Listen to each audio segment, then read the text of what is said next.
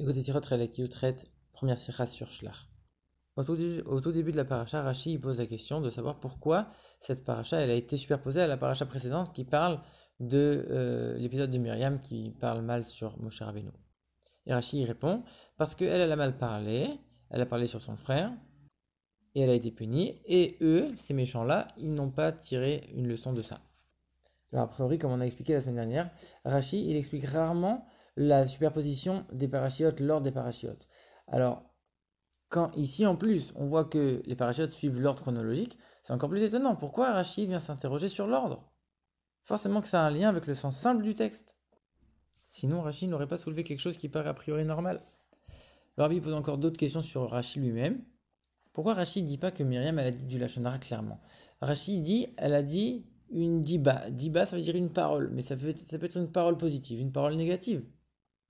Et Rashi dit pas, clairement elle a dit Lachon Hara, alors qu'il y a d'autres endroits où Rashi dit clairement, Myriam elle a dit Lachon Hara sur son frère. Alors pourquoi Rashi ici choisit le mot de diba? Une autre question, pourquoi Rachid a besoin de préciser qu'elle a mal parlé sur son frère? Il aurait pu juste dire, elle a mal parlé, elle a été punie, point. Est-ce qu'on a besoin de savoir que c'est sur Moshe, on le sait déjà?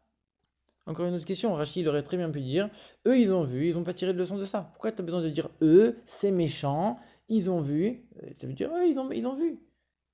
On sait qu'on parle des Meraglim, de toute façon on parle que des explorateurs ici. Qu'est-ce que tu as besoin de rajouter encore? Et puis c'est quoi cette formulation de dire, ils n'ont pas tiré leçon, ils n'ont pas eu un moussard de ça?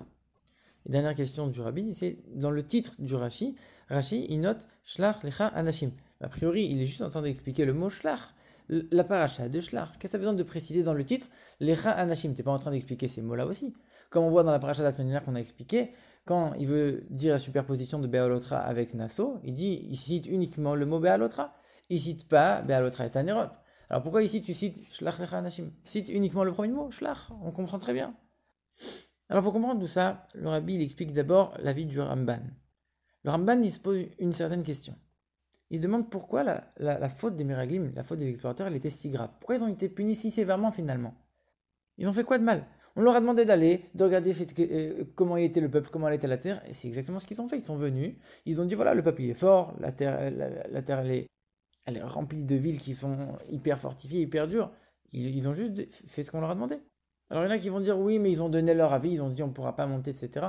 Mais le Rabbi dit, il repousse ça, il dit c'est pas une raison. On voit que Kalev, il les a fait taire bien avant ça. Ça veut dire que ce qu'ils étaient en train de dire, ça dérangeait bien avant le fait qu'ils ont donné leur avis, etc. Donc c'est quoi qui dérangeait tellement dans ce qu'ils ont dit? Puisque de toute façon, ils ont dit ce qu'on leur a demandé.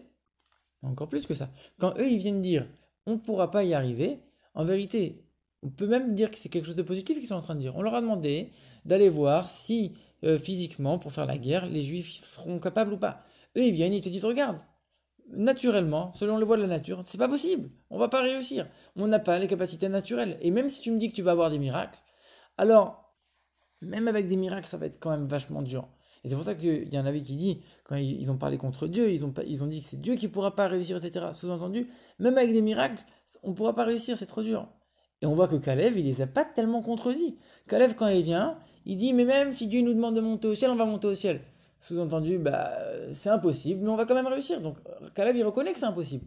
Eux, ils sont venus, ils t'ont dit, c'est pas possible, on va pas réussir. Et Kalev, il te dit, oui, c'est impossible, mais on va quand même le faire. Mais donc, du coup, eux, ils ont rien dit de négatif, ils ont dit uniquement des faits. C'était comme ça la réalité. Pour savoir si on pouvait aller conquérir ou pas. Alors, pourquoi ils ont été tellement punis, tellement gravement? En vérité, c'est à ça que Rashi vient répondre dans ce commentaire. Alors en vérité, si Rashi ici, il se demande pourquoi les deux parachutes sont superposés alors que ça suit l'ordre chronologique, c'est pour les raisons suivantes. Il y a des fois où dans la Torah, même quand deux événements se suivent chronologiquement, la Torah, elle doit faire un arrêt. Quand c'est des sujets qui doivent être séparés l'un de l'autre. On le voit à plusieurs reprises dans certains contextes. Ici, c'est la même chose quand on est en train de voir Myriam. Et juste après, on voit les explorateurs, on aurait pu penser, finalement, on les met tous dans le même sac. Les deux, ils ont mal parlé. Mais en vérité, rien à voir. Ils n'ont pas du tout le même niveau, Myriam et les explorateurs. Myriam, on voit que même après qu'elle ait mal parlé, tout le peuple a attendu le temps qu'elle soit purifiée quand elle était à l'extérieur du camp, etc. C'est-à-dire que tout le peuple lui a donné du kavod, etc. Même après qu'elle ait fauté. Myriam, c'est Myriam. Les explorateurs, après leur faute, ils ont été complètement décimés.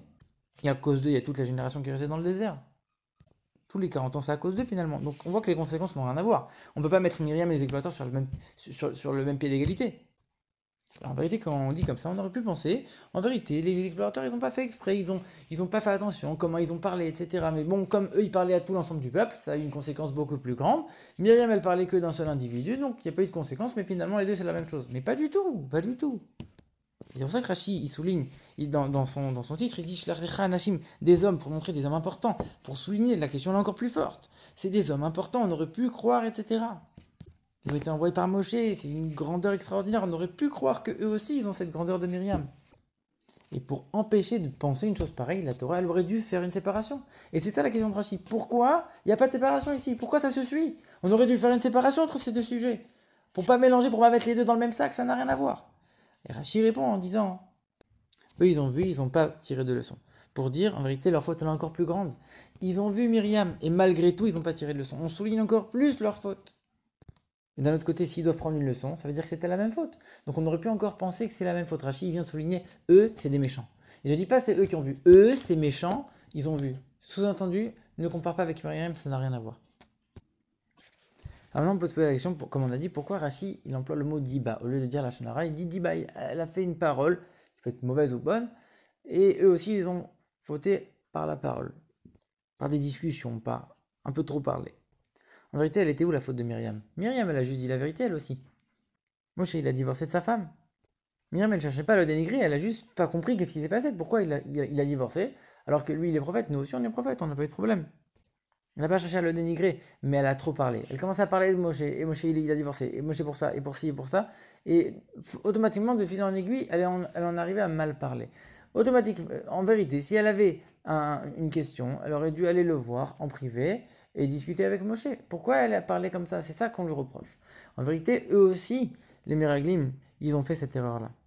Ils sont venus, ils ont dit la stricte vérité, mais ils ont trop exagéré, ils se sont trop étendus en disant le peuple il est fort, et les villes elles sont fortifiées, c'est dur, etc. Dit uniquement voilà, le peuple il est fort, c'est vrai, les villes elles sont comme ça, c'est vrai. De manière courte et on comprend. Non, eux ils se sont un peu trop élargis, donc c'est pour ça que on les compare les deux. Ils ont eu un peu la même faute de trop élargir cette parole alors qu'ils auraient dû faire un rapport de manière plus brève. Donc ça c'est le point commun, mais on pourrait aussi encore pousser. Myriam, pourquoi elle a parlé sur Moshe? Parce qu'elle s'est dit, nous aussi on est des prophètes, nous aussi on parle avec Dieu, on n'a pas de problème avec tout ça, on n'a pas besoin de divorcer, pourquoi lui il divorce? Elle avait aucune idée de qui elle avait en face d'elle. Pour elle, Moshe c'était son frère, c'était son petit frère. Elle n'aurait pas imaginé que Moshe il avait un niveau qui n'avait rien à voir avec le sien. En vérité, les Meraglim, c'est la même chose. Eux, ils ont dit, nous, on est les envoyés de Dieu. On est les envoyés de Moshe Rabbeinu. On a une force extraordinaire. Si nous, on dit que c'est impossible, alors c'est impossible et personne ne peut dire le contraire. Mais ils n'ont pas pensé que Moshe Rabbeinu, c'était rien à voir. Si, en vérité, si Rashi vient préciser que Myriam, elle a mal parlé sur son frère, c'est pour dire, regarde, Myriam, que c'était sur son frère, c'était pour dire du bien, en vérité, elle a voulu que son bien, etc. En vérité, elle ne s'est pas rendue compte de la grandeur infinie de Moshe Rabbeinu. Vous, qui êtes encore moins que Myriam, vous venez, vous pensez que vous allez savoir mieux que Moshe. Donc en vérité, là aussi c'est le point commun, mais ça vient responsabiliser encore plus les Meraglim. C'est pour ça que Rachid précise, elle a parlé sur son frère, comme pour dire, c'est ça qu'ils auraient dû prendre comme enseignement. Donc on voit finalement qu'ils avaient ils avaient tout dans leurs mains pour ne pas tomber. Pareil, dans le même ordre d'idée. Pourquoi c'est écrit, pourquoi Rachid écrit, ils ont vu et ils n'ont pas pris d'enseignement de ça. Ils ont vu. Qu'est-ce que ça veut dire ils ont vu? En vérité, les Meraglim, ils savaient déjà qu'il y avait des grands rois, ils savaient déjà que c'était qu'il y avait plein de villes fortifiées, etc. Ils savaient que c'était un pays très difficile. Mais quand on sait quelque chose, quand on a entendu quelque chose, ou quand on le voit, c'est complètement différent. Alors, tant qu'ils n'avaient pas été, ils avaient entendu, ok, ils savaient, mais ils n'avaient pas vu à quel point c'était vrai. À tel point que quand ils sont venus, ils ont changé d'avis. Ils ont dit non, c'est trop dur finalement. Mais si tu m'avais dit maintenant, ils ont entendu que Myriam a été punie, et ils ont vu vraiment la force de la terre, la force de ce peuple, etc. On aurait pu dire, bon, Myriam, ils ont entendu, donc c'est quelque chose qui est un peu plus lointain, ils le savent, mais bon, c'est pas encore pénétré en eux, alors que là, ils ont vu que c'était très dur. Non, Myriam aussi, ils ont vu ce qui s'est passé avec Myriam. Ça veut dire qu'en vérité, c'est sur le même plan d'égalité. Et donc ça leur fait encore une excuse en moins. Tu as vu toi-même ce qui est arrivé à Myriam. Tu aurais dû véritablement prendre cet enseignement. C'est vrai que tu as vu aussi ce qui s'est passé dans la terre, mais tu as vu aussi ce qui s'est passé avec Myriam. Donc ne dis pas qu'il y a un qui est plus fort que l'autre. Tu avais toutes les forces pour surmonter cette épreuve-là et tu l'as pas fait. Maintenant la question qui reste, c'est la question de fond. Pourquoi on a superposé l'histoire de Myriam avec l'histoire de Meraglim? C'est pas sympa pour Myriam, si on peut dire. C'est pas à son honneur. Alors selon l'avis de Rashi, la Torah, elle a été écrite par Moshe en temps réel. Ça veut dire, à chaque fois qu'il se passait quelque chose, Moshe il écrivait les parachiotes directement. Alors qu'il y a un autre avis qui dit que Moshe il a tout écrit, tout le Sefer Torah à la fin de sa vie.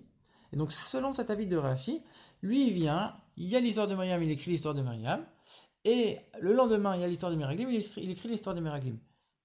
Mais encore une fois, ça c'est uniquement sur le papier. Quand on regarde juste ce qui s'est passé, alors c'est vrai que c'était à 1 ou 2 jours près, donc c'était très rapproché. Mais d'un autre côté, dans le désert, avec des millions de personnes, il peut se passer énormément de choses en 2 jours.